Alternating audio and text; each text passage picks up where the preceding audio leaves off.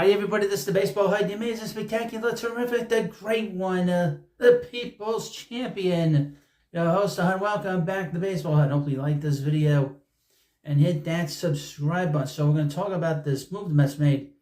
But before we get into that, I want to thank all the new subscribers. Got a lot of subscribers into this channel over the last 2 days. It's just been unbelievable.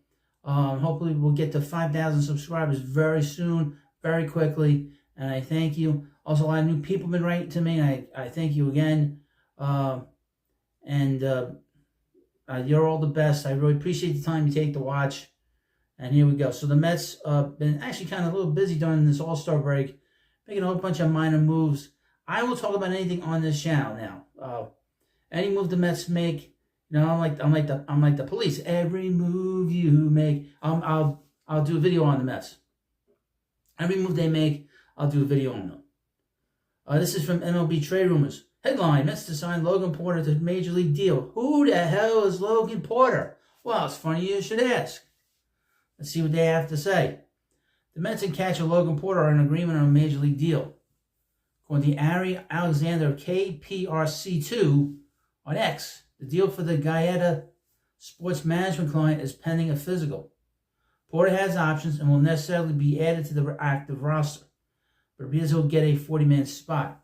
The Mets will need to open a spot there to make the move official. I would mention that if the Mets make a corresponding roster move, they don't have to do anything until tomorrow, especially if he's gotten this physical. Once they make that move, I will do a video, probably in a short, to let you know what that corresponding move is. We'll see how big or small the move is, but somebody in the 40-man roster is get out of here. Probably one of the guys on the edges. Porter, who's 29, spent most of his career at the Royals until recently.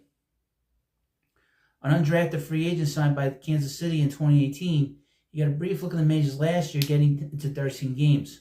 He was non-tendered at season's end and re-signed with the Royals on a minor league deal. He was acquired by the Giants about a month ago on a cash deal, but he triggered an opt-out on Tuesday. The Giants could have kept him by adding him to the roster, but it appears they let him go, and now the Mets will be the ones to give him that roster spot. Porter hit 194 in the majors last year, though on a brief sample of 38 plate appearances. His work on the farm has been far more impressive, and as he has slashed 277 and a 466 slugging percentage and a 401 on-base percentage in the 1,766 minor league plate appearances. That translates to a 131 WRC plus, indicating he's been 31% better than league average. That includes a line of 293 this year, though in an uneven fashion. Well, we won't get into that. The Mets currently have a tandem of Francisco Alvarez and Luis Torrens handling the catching duties at the major league level.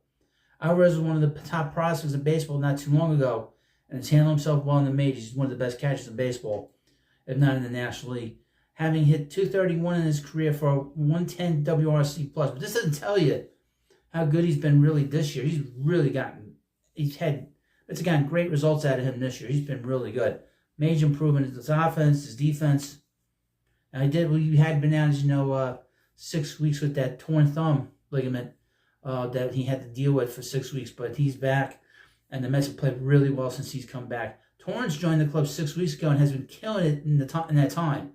A line of 283, 333, 547 slugging percentage. This is becoming a Met. That's far better than his career line of 231, 292, 367. But the Mets will probably ride that hot hand for as long as they can. And he absolutely, positively killed Tomas Nido's career with the Mets. Because once Torrens came in, and he's been throwing out runs like crazy. He's 8 runners out of 10 he's thrown out, which is just an incredible amount considering how big the bases are and how short of the distance are between the bases. So he absolutely killed Tomas Nido's career with the Mets. But those two are the only catchers on the 40-man roster. That's tough. Once Porter's deal becomes official, they will have some optionable depth on hand if Alvarez or Torrens suffers an injury. Porter has a full slate of options, only a handful of service days, meaning he could be a long-term piece for the Mets if he holds onto his roster spot. Porter also has some first base and third base experience, which could help him carve out a utility role at some point down the line, as long as he keeps hitting. Now, I would mention and this is what I kind of heard and read this afternoon, was that the Mets have some injury issues in AAA. That two of their catchers have hurt. I don't know if Hayden Singer's one of them, but they do have some injury problems down there. So that's another reason why they brought this catcher in. I've never seen him. I don't know much about Logan Porter. Wouldn't know him if I fell on. But, this is a situation where you got to keep bringing in people, and hoping that you catch lightning in a bottle in the short term, or even just have some depth in AAA. Now, what's interesting about this move is that the Mets only have two catchers in the 40-man roster, and now they're probably going to add him to the roster, and it'll be interesting to see who gets off the roster. I would not be surprised if we have some pitching moves going into Friday.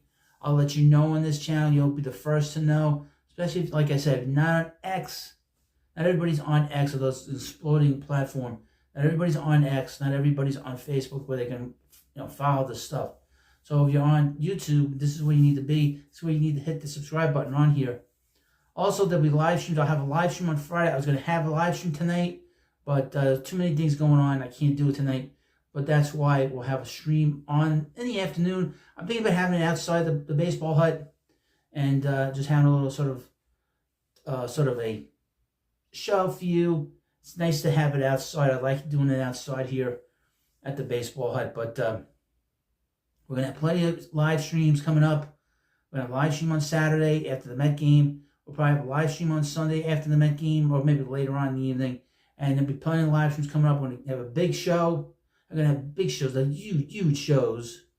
Huge shows before we get to the trade deadline. That Sunday, that Monday, and the Tuesday at the trade deadline. So this is going to be the channel to follow when it comes to Mets and the Major League Baseball trading deadline. And you're going to have a good time. You're going to have a lot of laughs. I keep it very light, very easy going. I love it when people write to me in the chat. And of course, I love it when you send me that money. Help me pay for my home. Help me pay for my house. But again, I want to thank you for coming by. Appreciate the time you watch. Have a good day. Let's go Mets. And I'll see you later.